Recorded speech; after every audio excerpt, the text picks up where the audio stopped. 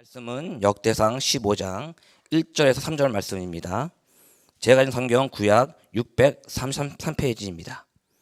역대상 15장 1절에서 3절 말씀입니다. 구약 633페이지입니다. 찾으신 줄 알고요. 함께 읽겠습니다.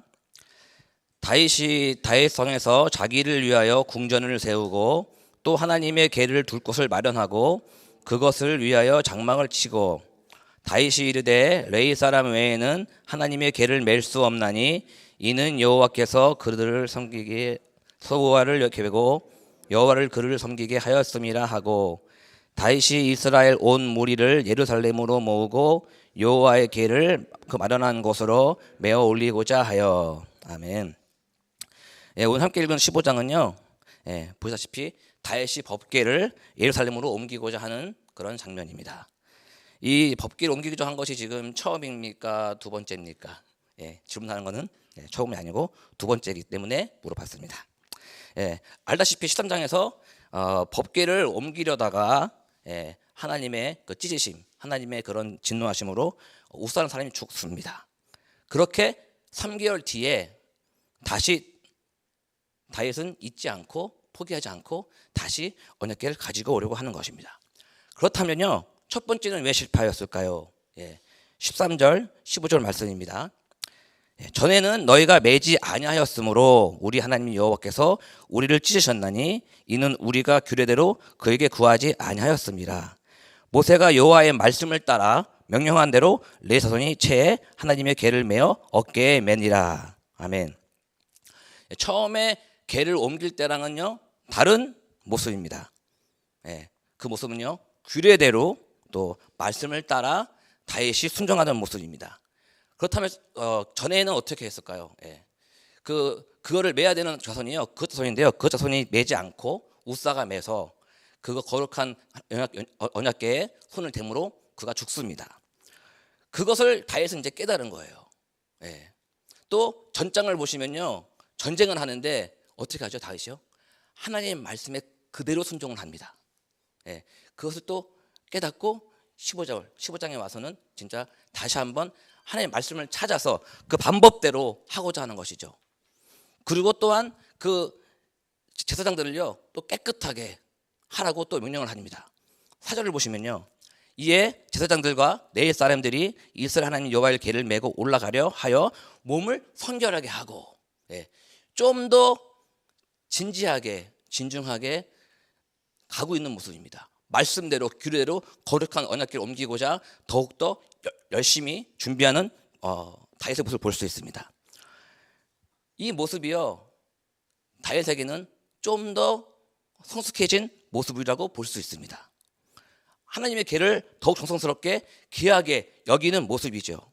자신의 열정보다, 나의 열심보다, 나의 방법보다 하나님의 방법, 하나님의 말씀대로 구하고 순종하는 그 모습이 더 귀하고 성숙하다는 것을 다윗은 깨달은 거죠.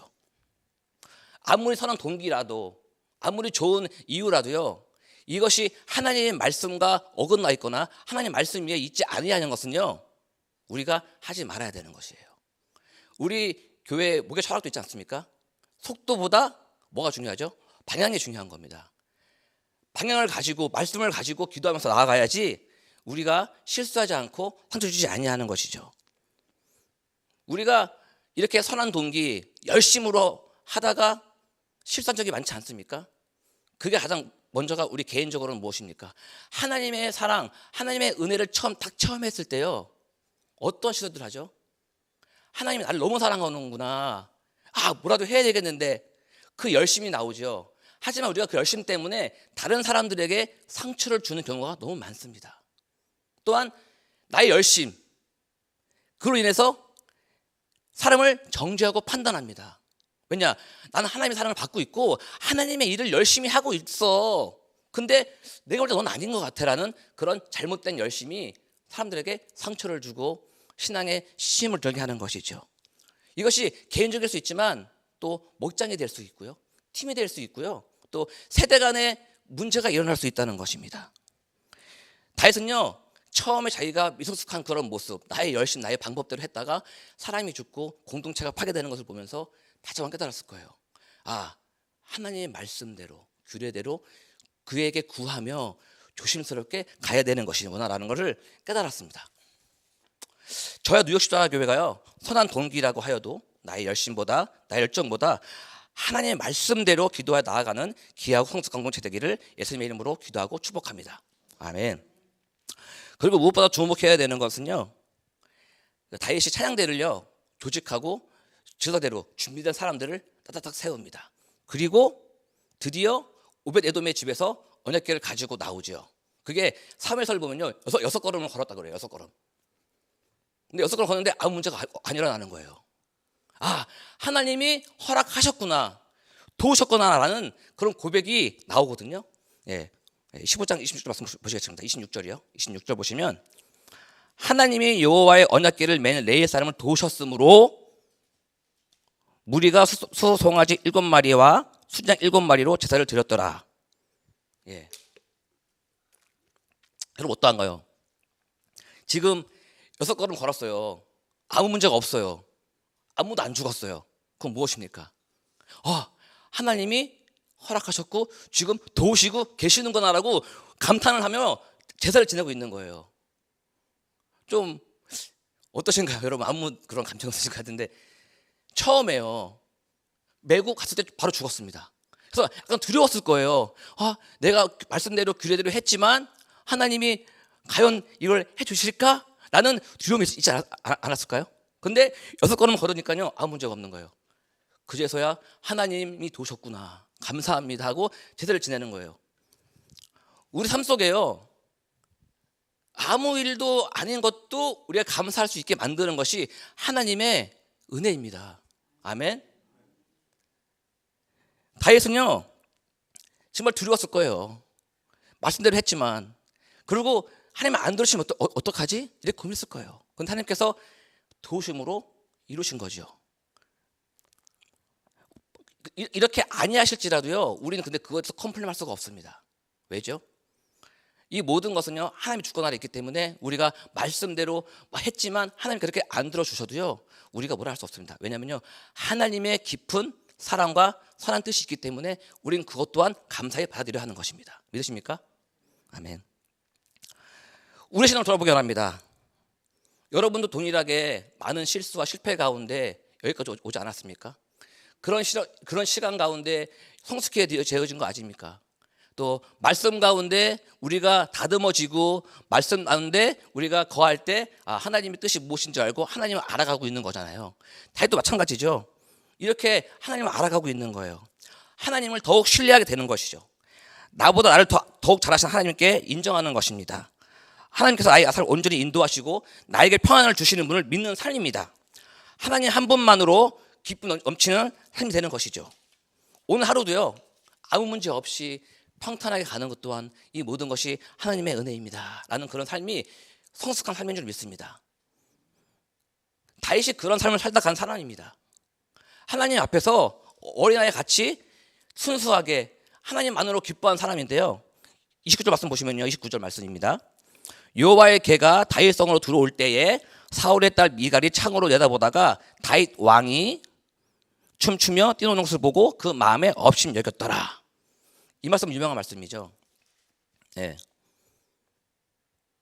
결국 아무런 문제 없이 하나님의 인도하심, 도우심으로 언약궤가 들어올 때 다윗은 너무 기뻤어요. 그래서 막 춤을 췄죠. 네. 그 모습을 보면서 미갈이 업심 여깁니다. 무시하는 거예요. 물론 다윗도요 지금 성숙하고 참 이렇게 하나님 앞에서 어린아이 아이 같이 뛰놀지만 앞으로 또 실수도 하고 또 어떠한 범죄도 저지르지 않습니까? 그래도 이 순간만큼은요 정말 어린아이와 같은 하나님 앞에서 정말 즐거운 마음으로 춤을 추고 있는 것입니다.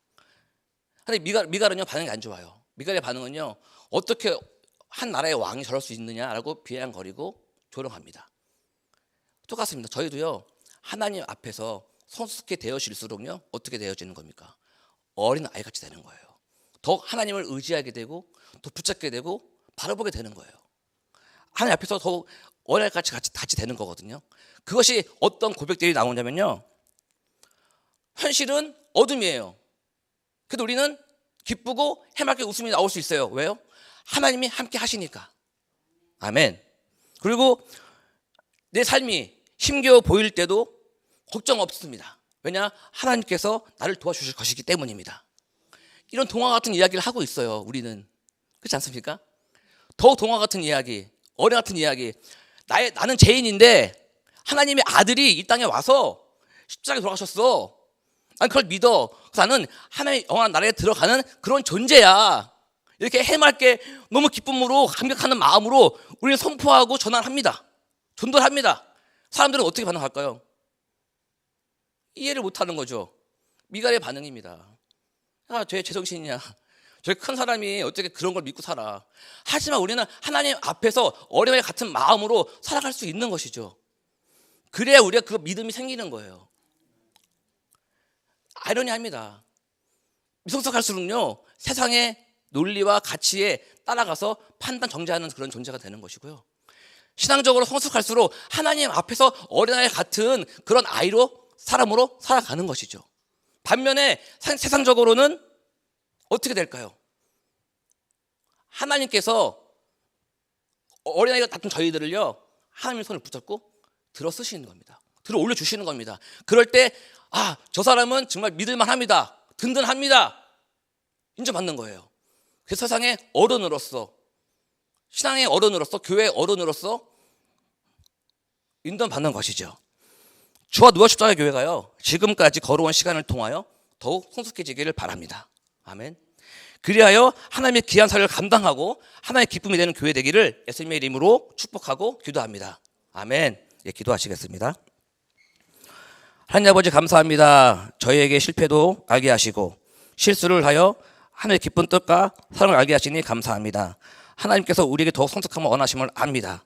더욱 말씀과 기도로 하나님의 마음에 합한 저희들을 인도하여 주시옵소서. 하나님의 사랑을 포기하지 않고 끝까지 믿음의 여정을 달려갈 수 있도록 매일매일 은혜 충만, 성령 충만, 말씀 충만으로 은혜 내려 주시옵소서. 예수님의 이름으로 기도합니다. 아멘.